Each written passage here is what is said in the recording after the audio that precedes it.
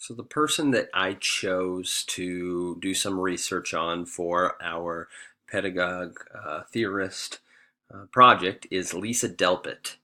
Lisa Delpit has a major focus on education and how that relates to um, racial relations, and in particular, the way that black students are able to succeed or not succeed within the classroom. So, to give a little bit more background on who Lisa Delpit is, I broke it down into three different areas. So, the first is Baton Rouge, Louisiana. Baton Rouge has played a major role in who Lisa Delpit is as an educator, who she is as a theorist in developing her pedagogy. So Delpit was born and raised in Baton Rouge, Louisiana. She spent the majority of her youth in Baton Rouge. She attended St. Anthony's High School as one of the first black kids to integrate the Catholic school there. So this was a pretty extraordinary experience for her in developing who she is as an educator. So then she later went on to be a professor at Southern University in Baton Rouge. So she went to other places too, but this is important because she did end up coming back to Baton Rouge and spending some time educating uh, future people, or to educate others on the idea of education within Baton Rouge. Some other information about her higher education. Delpit received her Bachelor of Science degree in education from Antioch College in Ohio. She went on to receive her master's and doctoral degrees in curriculum, instruction, and research from Harvard Graduate School of Education. So you can see that she is well versed in education, and she has a lot of background to support a lot of the ideas that she talks about in her research. Um, some of her life's work that goes beyond just higher education and her own education. Delpit's first teaching job was at an inner city elementary school in southern Philadelphia. She then spent a year in Papua New Guinea studying school programs for the local government and conducting her own research on culture and learning. She served on the Commission for Research in Black Education. She also worked as a professor at both Georgia State University and Florida International University. So, as you can see, a lot of what makes her an expert on this area is her ability to, or I guess her experience in studying in a lot of different places, having experience across the board. And that's really what makes her such an expert. So I've included some quotes that I think are important that I want you to really just kind of reflect upon. So this first one says, I write these words because what we need to know at a very deep level is that African American children do not come into this world at a deficit. There is no achievement gap at birth. So I'm just going to kind of go through this quick because it's mainly just a list of different awards and publications that Lisa Delpit has received over the course of her career.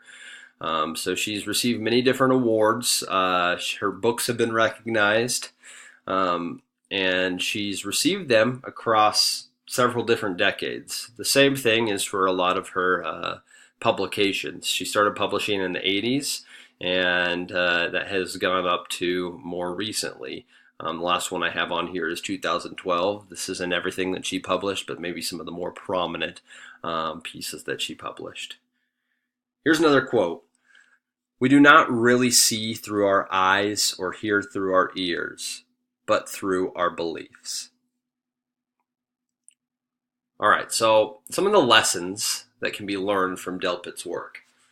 So the first thing that I think is probably one of her more prominent ideas is the idea of culture of power.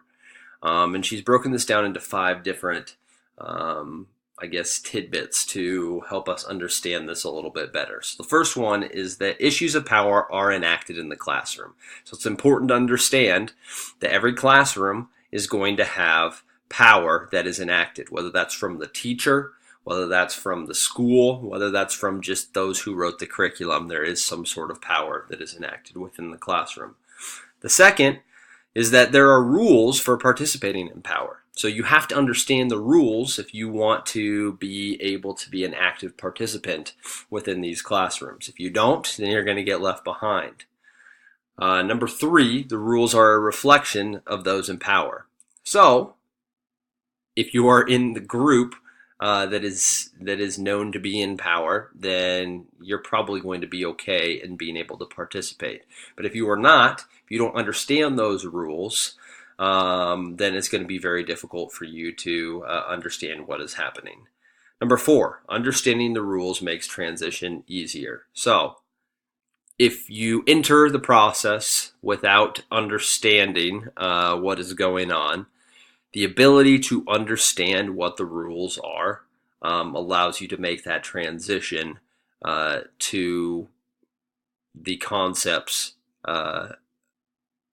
developed by those in power much easier.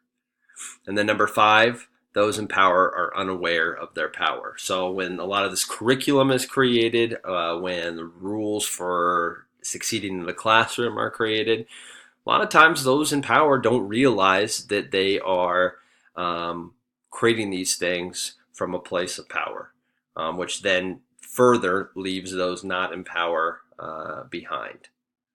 So these are 5 important things to understand when entering into our classroom. Another area that she really looks at is the idea of diversity. So Delpit, she advocates for altering teaching practices for urban schools. So I'm going to use my own school district as an example. So Omaha Public Schools, we have a variety of different demographics across the entire city, yet we have the exact same curriculum that is to be expected to be taught at each of these schools. So it is important that as teachers that we're altering our teaching practices for our students and who those students are within our classroom. So one area that she looks at is being able to teach more, not less, to the kids that are poor. So for a lot of our kids that are further behind, we sometimes lower our expectations. And so we say, all right, if they can achieve in this area, then that's good enough. Well, no, they don't need that. They need more probably than the other kids in order to be able to catch up. So we're lowering that bar. We need to stop doing that. Second, we want to give access to conventions or strategies that help students succeed in society. So for maybe the majority of our kids that are connected to that group in power, they already understand a lot of the conventions and strategies that help them to succeed. If we aren't taking the time to give that or give those conventions and strategies to our other students, then we are leaving them behind, and that achievement gap is going to expand, which is not what we're trying to do.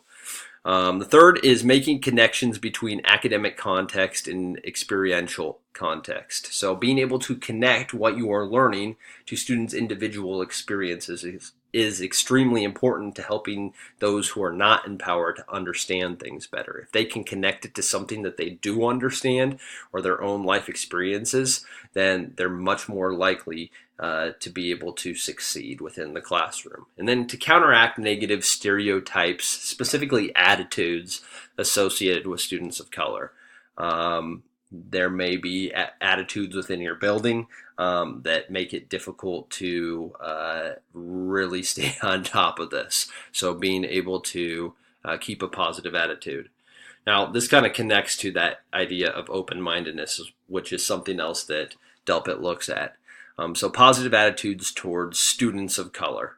So believing that every student, regardless of who they are, has the ability to succeed. We just need to give them those tools. Looking beyond standardized testing and scripted curriculum to help students learn. Standardized testing and scripted curriculum is often created by those in power. So being able to go beyond that to help bridge that gap in academic success. And then to create rigorous and engaging instruction that is based on the cultural, intellectual, historical, and political backgrounds of students. So using the things that they already know in their own experiences, and putting that into the classroom to give it more meaning, to give it purpose. If they don't understand, if it's coming from a point of a cultural view that they don't understand, why are they going to buy in? So pushing them to do better using what is important to them is extremely important to our ability to help these students succeed. All right, here's my final quote. We all mouth the mantra, all children can learn. I would modify the chant to, all children do learn. It's just that some of them learn that we expect them to be successful, and some learn from us that they are dumb. Whatever we believe, they learn. All right, so how can we apply this to our classroom? So Lisa Delpit does well to provide very explicit and easily digestible guidelines to building a more inclusive classroom for racial minorities. In applying Delpit's work to my own classroom, one of the most exciting aspects is that it falls in line with my own three-pillared philosophy. The following classroom concepts can be closely connected to her philosophies about teaching students of color. So the first thing that I believe and that I think applies great here is creating a safe classroom environment. Students should feel safe to learn in the classroom. Using Delpit's culture of power as a foundation for this principle shows an understanding that students need to feel as though they are empowered to be a part of the classroom community. Learning cannot happen if students don't feel safe to explore and discover. This starts by leveling the playing field and giving students equitable access to succeed. So if students don't feel safe or don't feel like they understand what is going on, then they're not going to learn. So being able to foster a safe classroom environment where they feel like they're on the same equitable playing field as everyone else is extremely important to their success. Second is a celebration of diversity. Students should have the context of the class be catered to their own experiences and viewpoints of the world.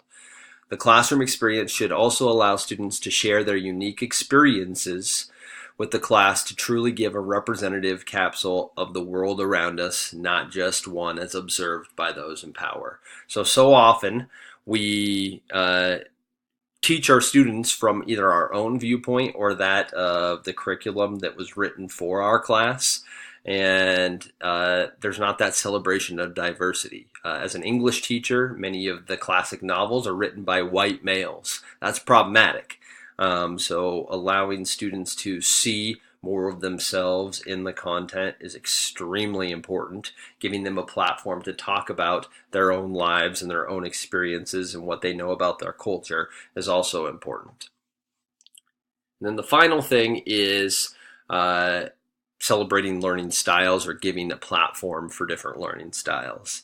Students should feel as though their style of learning is being accessed in the classroom experience.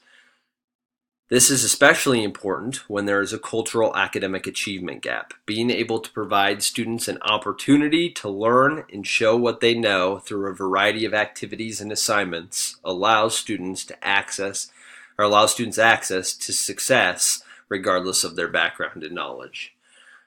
So giving students a way to learn information from different learning styles is important. Meeting students where they are at and helping them to get to the final objective through their own ways of learning is extremely important and falls in line with what Delpit is trying to encourage through her own pedagogy.